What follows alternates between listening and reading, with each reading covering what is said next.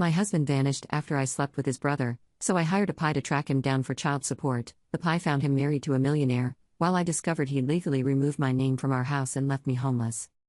I want to be clear about something before I start. I know what I did. I'm not here to explain it away or dress it up or tell you he drove me to it. I made a choice. I made it 47 times over 8 months. And I have been paying for that choice every single day for the past 2 years in ways I did not see coming and could not have predicted if I tried. I thought I was the one with the power. I thought that when Merritt left, I still had the house, the baby, and the ability to find him and make him pay. I had a lawyer. I had a PI. I had a plan. What I didn't have was any idea what Merritt had already done before he walked out the door. My name is Kala Voss. I'm 34. I was married to Merritt Voss for 6 years. We met when I was 26. He was 28. He worked in commercial real estate. Not selling it. Developing it. Acquiring land, building relationships with investors, managing projects from empty lot to finished building. Quiet work. Patient work. The kind that takes years to pay off and then pays off significantly all at once. I didn't understand his work when we married. I understood it better by the time he left. Because by then I understood that Merritt did everything the same way. Slow. Careful. Invisible. And then all at once. His brother is Stellan Voss. 31. The opposite of Merritt in every visible way. Loud where Merritt was quiet. Spontaneous where Merritt was methodical. Stellan called it living. Merritt called it performing. I thought Merritt was being harsh. I thought Stellan was exciting. I was wrong about both assessments. Merritt and I had one child. Oren. He was 14 months old when Merritt left. Which means Oren was 5 months old when I started sleeping with Stellan. I want you to sit with that for a second. My son was 5 months old. Merritt was working 60-hour weeks to fund a development project that he said would set our family up for the next 20 years. And I was bored. And Stellan was there. And I made the choice I made. 8 months. 47 times. I kept count because at the time I thought the count meant something. Meant it was real. Meant it was more than a mistake. It was real. It was also the thing that cost me everything I thought I owned. Merritt found out on a Thursday. I don't know how. He never told me. He came home at 6 p.m. like normal. He made dinner. He bathed Oren. He put Oren to bed. He read him the same book he always read. The one with the bear in the river. I could hear his voice through the baby monitor. Steady. Calm. The same voice he always used. Then he came downstairs. Sat across from me at the kitchen table. Set his hands flat on the surface. And said, Kala. How long? I said, what are you talking about? He said, Stellan. How long? I said, Merritt. He said, how long? I said, 8 months. He looked at me for a long time. Then he said, is Oren mine? I said, yes. I know he is. He said, how do you know? I said, the timing. It doesn't overlap. Oren is yours. He said, I'm going to need a DNA test to confirm that. I said, Merritt, please. I'm sorry. I know. He said, I'm not interested in the apology right now. I'm interested in the truth. Is there anything else I should know? I said, no. Just Stellan. I'm sorry. I know how bad this is. I know. He stood up. He said, I'm going to sleep in the guest room tonight. I'd like you to arrange for Oren to stay with your mother this weekend so we can talk without interruption. That was it. No screaming. No throwing things. No crying. Just flat. Quiet. Like a man running a calculation in the background while his face stayed completely still. I should have known then. I didn't. I thought his calmness meant he was processing. That he would eventually be emotional. That we would fight and cry and maybe go to counseling. That's what I expected because that's what happens in every story I'd ever heard. The fighting. The counseling. The slow, painful attempt at repair. Merritt didn't do any of that. My mother took Oren that weekend. Saturday morning Merritt came downstairs with coffee. 2 cups. Set one in front of me. Sat down. Said, I've been thinking. And then he talked for 11 minutes without interruption about what was going to happen next. He said he wanted a divorce. He said he'd spoken to an attorney, already, by Saturday, 2 days after Thursday, and that the divorce would be straightforward. He said he would not fight for the house. He said he wanted a DNA test for Oren before any custody arrangement was finalized. He said he was not interested in reconciliation and he was not interested in a long conversation about why it happened. I said, "You've already talked to a lawyer." He said, "Thursday night? After you went to bed?" "Thursday night." He found out Thursday evening, put Oren to bed, ate dinner, sat across from me and asked me how long, heard the answer, waited for me to go to sleep, and then called an attorney. I said, "What about us? What about trying to work through this?" He said, "I've been thinking about that for 2 days. I've decided I don't want to work through it. Some things can be repaired. Some things can't. I know the difference." I said, "Merritt, where are you going to go?" He said, "I have some options. I'll figure it out." He left the following Tuesday. Packed 2 bags. Kissed Oren on the forehead while Oren was sleeping. I watched from the hallway. He didn't look at me when he walked out. Not cold. Not dramatic. He just walked out like a man who had already finished reading something on his own time and didn't need an audience for the exit. I called his number Wednesday. Disconnected. Thursday. Same. I called Stellan. Stellan said he didn't know where Merritt was. I believed him then. I know better now. I called Merritt's parents. His mother said, "We know about what happened. We don't know where he is. And even if we did, I don't think we'd tell you." Then she hung up. I called his work. His office number went to a recording that said Merritt boss is no longer with this company. Effective immediately. Left his job. Disconnected his phone. Left his parents in the loop. Left on a Tuesday and vanished by Wednesday. I stood in my kitchen with Oren on my hip and I thought, he'll come back. He has to come back. The house. His things. His life is here. He'll come back. He didn't come back. 3 weeks of silence. Then I did what anyone does when someone owes them something and won't answer the phone. I hired a lawyer. Miriam Sato. Family law. Sharp. Direct. The kind of woman who doesn't waste a sentence. Miriam said, "First thing we do is establish his location. We need to serve him for the divorce proceeding and we need to establish paternity before any support discussion." I said, "He knows Oren is his." I told him. Miriam said, "He asked for a DNA test. That tells me he's not taking your word for it. We do the test, we establish paternity, we move forward." I said, "And the house? I'm living here with Oren. That's stable, right? The house is in both our names." Miriam went to her computer. She pulled up county property records. She was quiet for a long time. The kind of quiet that means she's reading something she wasn't expecting. She said, "Kala, when did you say Merritt left?" I said, 4 weeks ago. The 14th. She said, "The house was transferred out of joint ownership on the 8th. 6 days before he left. 6 days before the Tuesday he packed his bags and kissed Oren's forehead. 6 days before he walked out and didn't look back." I said, "What does that mean? Transferred to who?" Miriam said, "To a limited liability company. Boss Property Holdings LLC. Registered in Delaware. The sole member of the LLC isn't listed publicly." She paused. "I'm going to need to do more research. But Kala, your name is not on this property. It hasn't been since the 8th. I said, "That's not possible. He can't just remove my name." Miriam said, "In some states, if one spouse is added to a deed after purchase and certain conditions apply to the original financing." She stopped. "How was your name added to the house?" I said, "Merritt bought the house before we got married. He added me to the deed as a wedding gift. He had it done by his attorney. I signed something." Miriam said, "Do you remember what you signed?" I said, "It was a lot of paperwork. Wedding stuff." I trusted him. Miriam said nothing for a moment. Then she said, "I'm going to need to pull all the documents. But what I'm seeing here suggests that whatever you signed when you were added to the deed may have included provisions that allowed for removal under certain conditions. If your addition to the deed was conditional rather than absolute." I said, "He planned this." Miriam said, "I can't say that yet." I said, "He planned this from the wedding. He added me to the deed in a way that let him remove me. He already knew." Miriam said, "Or he had standard protective language drafted and the circumstances triggered it. I can't tell you which one it was. But what I can tell you is that right now, legally, you do not own this house. The LLC does. And until we understand the structure of that LLC and whether the transfer was fraudulent, your housing situation is not secure." I sat in that chair in Miriam's office for a long time. I had a 14-month-old baby. I was living in a house that apparently I didn't own. My husband was gone with a disconnected phone.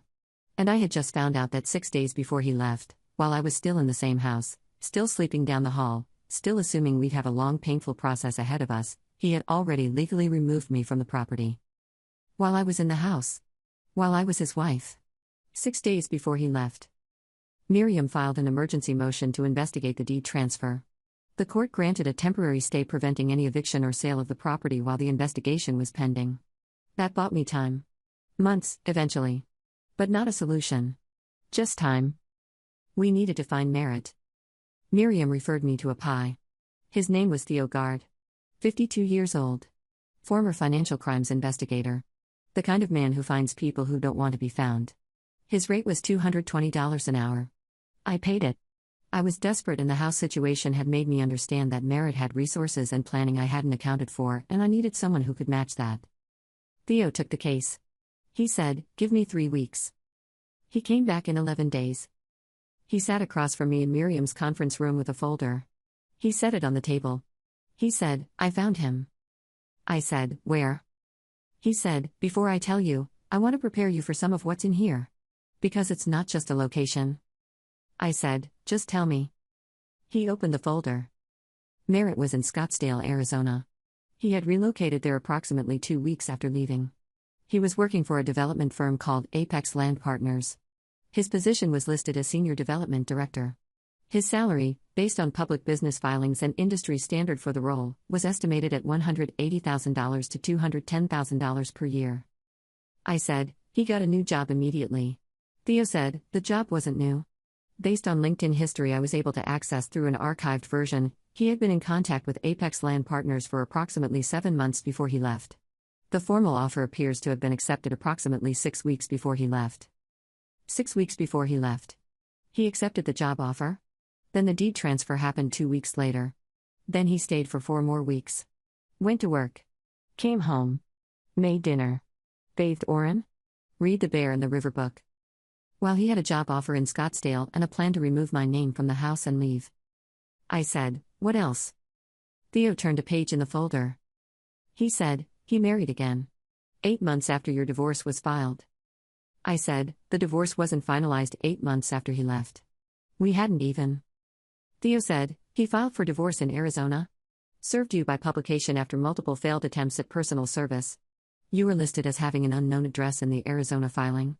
The divorce was granted in Arizona under their laws regarding absent parties." Miriam looked up sharply. She said, "That filing may not be valid depending on." Theo said, "He then married a woman named Hadley Wren. 41 years old.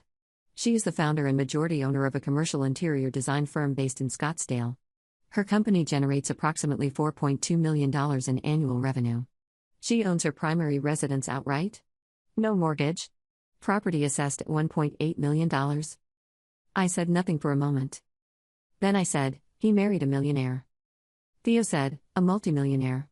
Her personal net worth based on business holdings, property, and investment accounts, I want to be clear this is an estimate, is somewhere between $6 and $9 million.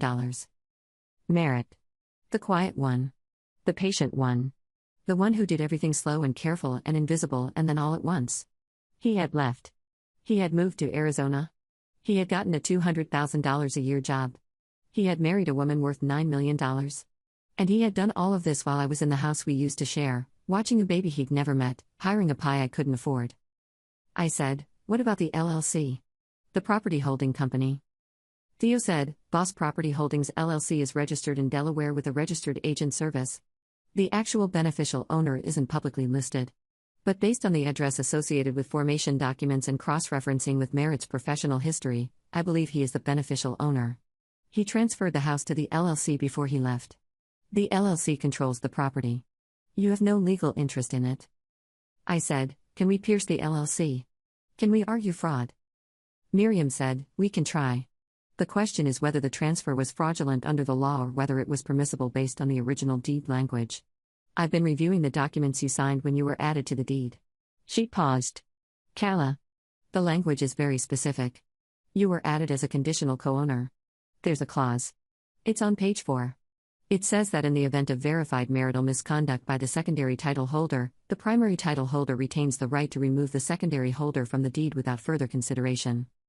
I said, "Marital misconduct. He had that written into the deed." Miriam said, "It appears so. The clause was part of the original deed preparation documents. You signed it. At the wedding.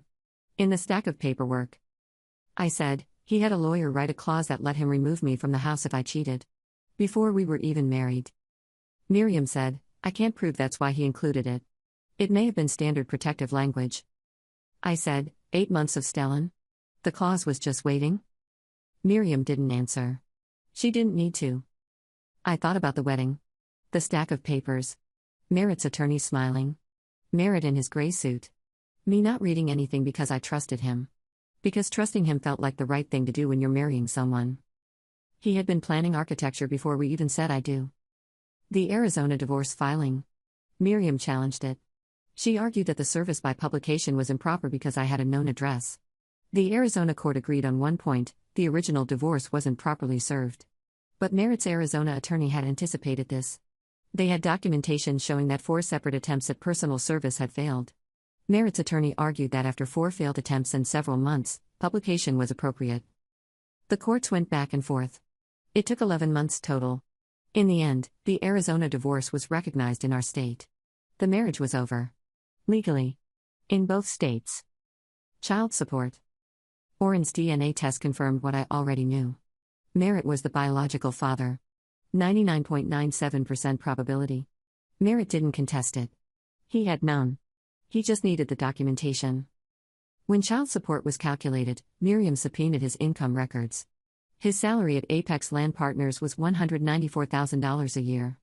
Based on income and custody split, Merritt had requested and received 50-50 custody, which Miriam had tried to fight and couldn't. His monthly support obligation was $2,100. I had expected more. I had expected Merritt to be hiding money. I had expected to find accounts and assets that would push the number higher. What I found instead was that Merritt's assets were organized with the same precision as everything else he'd done. His personal accounts held normal amounts for a man of his income. Nothing suspicious. Nothing hidden that Miriam's financial investigator could locate. The $9 million in Hadley's name was Hadley's. Not Merritt's.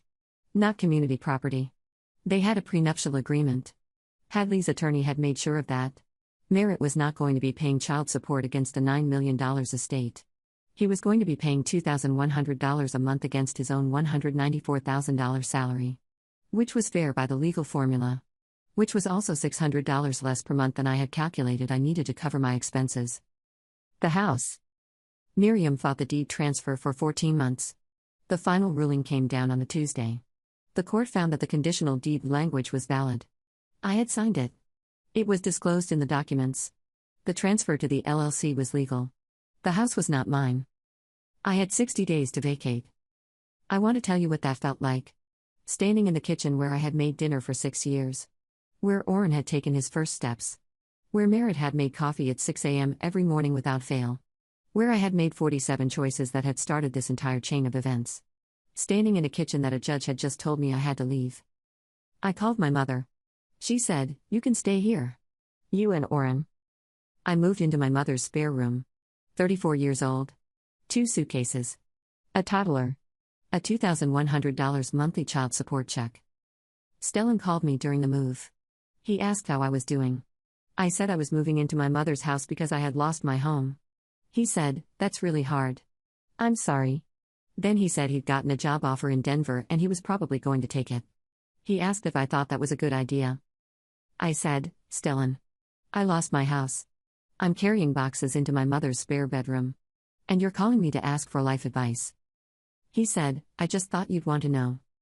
That was the last conversation I had with Stellan. The development project Merritt had been working on for the last 2 years of our marriage. The one he said would set our family up for the next 20 years. I found out through a Business Journal article that was forwarded to me by a friend who thought I should see it. The project closed 14 months after Merritt left. A commercial mixed-use development in a growing suburb. Merritt had been the lead developer. His firm took a 12% equity stake in the finished project. The finished project sold to an investment group for $34 million. 12% of $34 million is $4.08 million. Split among the firm's partners. Merritt's share, based on his ownership percentage in the firm, was estimated by Theo, who I called one more time just to know, at approximately $1.1 million. Paid out as a bonus through the firm. Not income. A bonus. Miriam looked into whether that bonus qualified as income for child support recalculation. It did. I filed for a modification. The modification process took 8 months. By the time it was resolved, the bonus had been invested, distributed, categorized by Merritt's attorney, who had clearly anticipated the modification request. The recalculated support was $2,800 per month, $700 more than before, on a $1.1 million bonus. Because of how the bonus had been categorized and the specifics of the support formula, I got $700 more a month for 8 months of legal work. Theo's last report, the one I paid for out of the child support money I'd been saving. Merritt and Hadley have a home in Scottsdale worth $1.8 million. Merritt drives a car I've never heard of before. Hadley's firm opened a second office this year. They have a dog named something I didn't write down. They go to a farmer's market on Saturdays based on Hadley's social media. She posts photos of vegetables and her husband standing next to a table of peaches looking like a man who has slept well for 2 consecutive years. He looks the same. That's what kills me.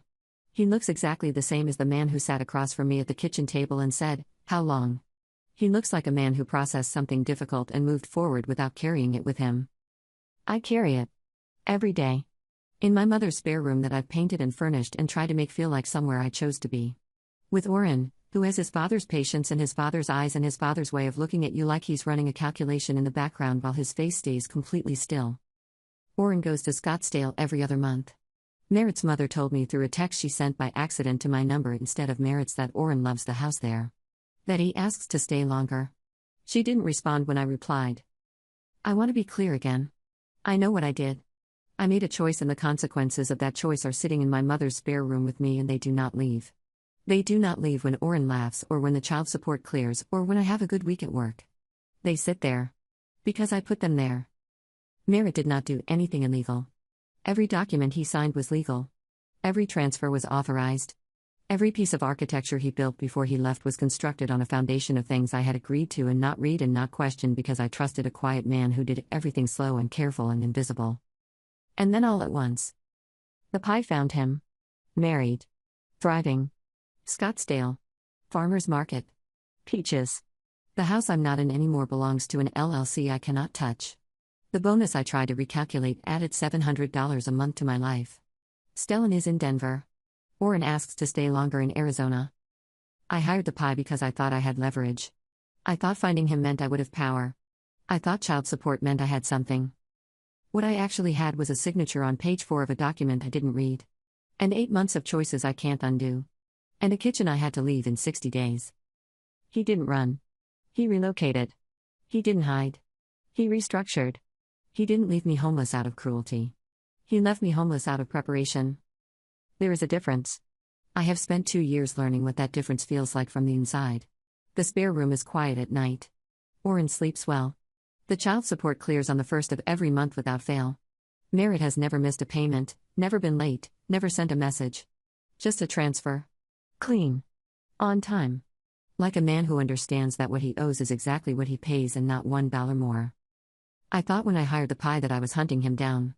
That I was the one with forward momentum. That finding him would give me something. What the pie actually found was a photograph of what my choices built. A man with a farmer's market and a $1.8 million house and a wife whose company made $4.2 million last year. Standing next to a table of peaches.